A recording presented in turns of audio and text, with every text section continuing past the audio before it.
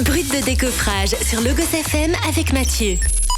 Votre rendez-vous rénovation et construction en partenariat avec la Fédération française du bâtiment. Bonjour à tous, bienvenue sur Brut de décoffrage, votre chronique rénovation et construction sur Logos FM en partenariat avec la Fédération française du bâtiment.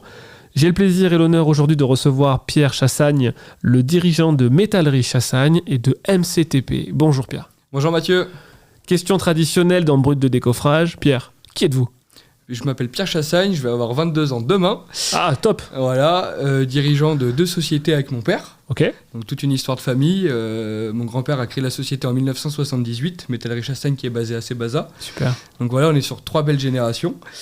Qu'est-ce qu'on fait nous ? Alors nous on va faire principalement à Sébaza sur du particulier et du pro, donc du portail, du garde-corps, automatisation, grille de défense, tout ce qui va être sécurisation de l'habitat. Ok. Et sur Land, on va faire tout ce qui est réparation de travaux publics. Donc ça engendre de la benne, du godet, du rechargement, du système de levage. On va dire tout ce qui est un peu plus gros lié à la chaudronnerie, de la grosse soudure, voilà. Donc ensemble, on va discuter métallerie, chaudronnerie, soudure. Exactement. Voilà, super. C'est des métiers qui demandent en même temps d'être précis tout en travaillant sur des objets quand même qui sont conséquents, notamment sur MCTP, un godet, etc. On voit souvent des vidéos, même maintenant sur Internet, de grosses réparations. Oui, c'est très intéressant. Alors moi, je suis jeune, donc je suis un peu sur les réseaux, TikTok, tout ça. Et c'est vrai que c'est très intéressant, surtout aux États-Unis. C'est des grosses pièces qu'on n'a pas l'habitude de voir en France. Nous, on travaille plutôt sur des pièces, on va dire, sur un godet d'une pelle de 25 tonnes. Après, c'est vrai que c'est compliqué, il faut du système de levage. On ne lève pas la main, quoi. On ne lève pas la main, effectivement. Puis il faut réfléchir parce que c'est des objets qui sont dangereux. Qui sont mobiles. Voilà, tout à fait. Donc, et puis on met notre sécurité en jeu et puis celle de l'utilisateur sur le chantier. Donc c'est vrai qu'on n'a pas trop le droit à l'erreur. Là, je suis sur un chantier actuellement sur un système de levage de trémite de concasseur. Et c'est vrai qu'il faut réfléchir à l'acier qu'on va mettre, à la dureté, à notre fil de soudure. Voilà, il y a vraiment plein de facteurs à prendre en compte pour la sécurité de tout le monde, quoi. On entend souvent dire qu'en France, on manque de soudeurs spécialisés. Même on entend qu'on ne trouve plus de soudeurs nucléaires, on est obligé de les faire venir de l'étranger. Quelle formation il faut faire pour travailler ? Quelle formation pour travailler avec vous ? Quelle formation vous avez fait ? Comment on devient métallier ? Comment on devient... Moi, je suis un peu l'exception de la règle. J'ai appris sur le tas. Moi, depuis mes 5 ans, j'ai pas eu de nounou. J'allais avec mon papa à l'atelier et j'ai commencé. C'est le faire à souder, ma nounou. Exactement, voilà. J'ai commencé à souder à l'âge de 8 ans. C'est une passion avant tout. Donc, c'est vrai que aujourd'hui, ça me manque, mais je vais passer ces formations. C'est vrai que je suis très pris par la gestion de mes sociétés. Et le temps de se former, ça prend un peu de temps. Donc, voilà, j'ai ça dans le sang. Bien sûr, je pourrais pas souder sur du nucléaire, sur de la centrale, j'ai pas les capacités ni les connaissances. Par contre, en termes de la métallerie sur du portail et du TP, c'est quelque chose qu'on sait faire. Et après, par contre, il faut une formation à la PAC pour tout ce qui est soudure de levage. D'accord. Voilà. Ok. Donc là, aujourd'hui, vous avez dans l'entreprise des spécialistes de ces domaines-là. Alors là, actuellement, j'ai un apprenti qui est au CFA à Loradou, qui passe le son BTP CAP. CFA. Voilà, qui passe son CAP en 2e année. D'accord. Voilà, et après, il veut faire une licence de soudure, approfondir un peu tout ça. Mais c'est vrai une licence de soudure, d'accord. Oui. Et puis pour nous, c'est un peu essentiel parce qu'aujourd'hui, on n'a personne de vraiment qualifié. En fait, tous nos salariés qu'on a, on les a formés sur le tas. D'accord. Voilà. Donc là, on est en mode professionnalisation et capitalisation. Ouais, c'est ça. D'accord. Et donc là, quels sont les chantiers pour vous qui sont emblématiques ? Est-ce qu'il y a un chantier qui vous a un peu plus marqué que les autres ?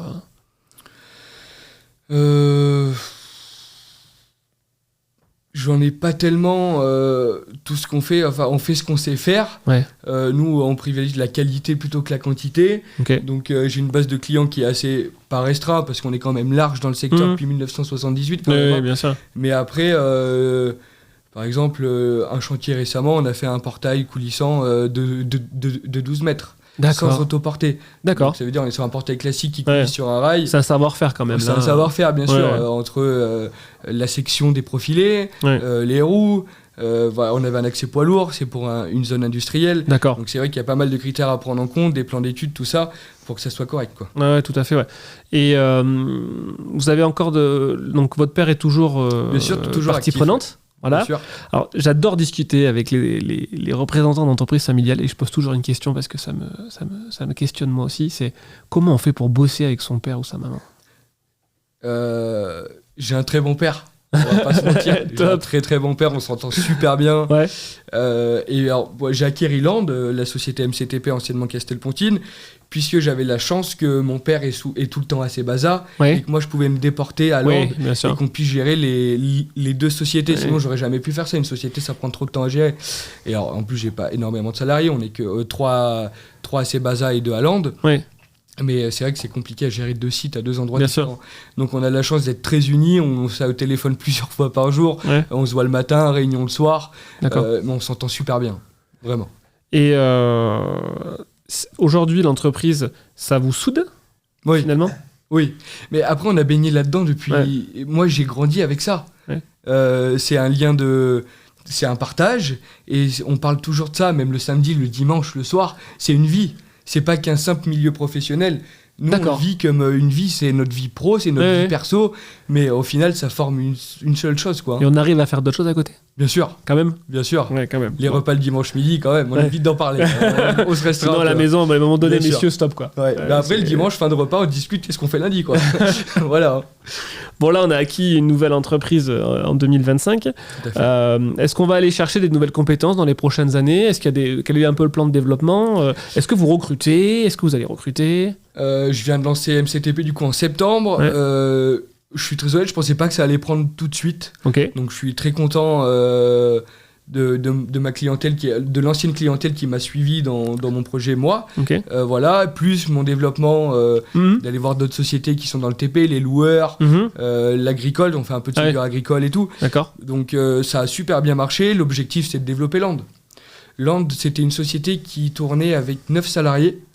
Voilà, et puis après, l'ancien propriétaire, un peu âgé, du véhicule, de la fatigue, tout ça. Bien sûr. Et voilà, il a laissé un peu passer, et puis il tournait avec un salarié. Oui, il a stabilisé pour continuer. Voilà, il a continué son activité, et aujourd'hui, le but, c'est de relancer. Donc ça veut dire que si des gens veulent se former, des jeunes qui cherchent, si des soudeurs même sont. Bien sûr, j'avais un stagiaire cette semaine, là, ça s'est super bien passé. Donc on sait qu'on peut prendre attache avec MCTP si on cherche un job, même un apprentissage peut-être pour l'année prochaine. Puis MCTP, c'est un secteur qui est très porteur. La réparation TP, aujourd'hui, dans le Puy-de-Dôme, il n'y en a plus beaucoup. D'accord. Principalement, on va être 2. Et il y a du monde. Il y a du godet qui tourne sur Clermont-Ferrand. Entre les travaux, tout ça, il faut de la réparation. Et on répare quoi d'autre qu'un godet, en fait ? Qu'est-ce qu'on va réparer d'autre ? De la benne, par exemple, je fais énormément de benne. L'entretien de benne, je travaille pour des sociétés... Benne sur camion et benne sur chantier pour le tri des déchets. Je travaille pour une société d'environnement de recyclage. Et j'ai minimum une dizaine de bennes dans la cour à réparer, changer les anneaux de préemption, réparer les portes qui sont tordues. C'est manipulé tellement de fois avec des gros engins que ça prend des chocs. Je fais une aparté pour les auditeurs, mais sur les chantiers de bâtiments, on va souvent avoir ce qu'on appelle les 7 flux, et on va trier les déchets, bois, plastique, etc., pour après favoriser leur recyclage, voire même leur réemploi, quand c'est possible. Et oui, c'est vrai qu'on ne réfléchit pas forcément de suite en se disant oui, il y a des bennes, oui, mais ces bennes, elles vivent. Voilà, tout à fait. Surtout dans le milieu du bâtiment. Alors, quand on est sur de l'environnement, sur de la déchetterie, tout ça, il n'y a pas trop de casse parce que ça reste leur société, ils font attention, mais par contre, quand c'est des bennes qui sont louées, ils ne font pas très attention, puisqu'il est normal aussi. Voilà, on ne peut pas leur en vouloir non plus. Et après, il y a de l'usure traditionnelle. Les fonds de benne, par exemple, avec l'eau qui tombe, on a de la tôle qui fait entre 4 et 6 mm. Et du fer qui va frotter. Voilà, exactement. Donc, c'est de la réparation courante. Puis après, nous, on est aussi là pour ces sociétés-là à leur apporter des solutions. C'est-à-dire que des fois, les portes sont trop lourdes. Par exemple, j'ai eu un gros flux de benne avec des capots métalliques qui sont les portes. Et quand elles sont mises dans des sociétés où ils jettent leurs déchets, les portes étaient trop lourdes. Voilà. Donc nous, on est là pour trouver des solutions, mettre des capots plastiques. On est là vraiment pour chercher de la solution et de la maintenance. D'accord, ok, super. Donc si je peux résumer un peu notre échange, les métiers de la métallerie recrutent. Tout à fait. Voilà. Surtout en ce moment, oui. C'est ça. On cherche des soudeurs. Oui. Voilà. Et il y a plein de marchés qui se développent, en fait, parce que là, au début, vous faisiez de la métallerie, vous avez vu qu'il y avait un potentiel sur un type spécifique, là, c'était la réparation de matériel de TP. En fait, on s'arrête jamais, quoi. Non. C'est ça. Non, on s'arrête pas. tout ce qui touche au métal, c'est des métiers qui sont porteurs. On aura toujours besoin. On aura toujours du tout ce qui touche au métier du bâtiment, d'ailleurs. Oui, globalement, bien sûr. On peut parler de l'intelligence artificielle, ça, tout ça, mais là, c'est des métiers qui sont porteurs dans l'avenir. Ça ne s'arrêtera jamais. Non, on est bien d'accord. Très bien. Merci beaucoup, Pierre. De rien. Je vous propose de saluer nos auditeurs et de leur souhaiter à tous une bonne journée. Bonne journée. C'était Brut de décoffrage sur Logos FM. Vous retrouvez nos émissions sur les différents réseaux sociaux. Je vous souhaite à tous une belle journée et à bientôt. À bientôt. À bientôt, Pierre. C'était Brut de décoffrage sur Logos FM. Avec notre partenaire, la Fédération française du bâtiment.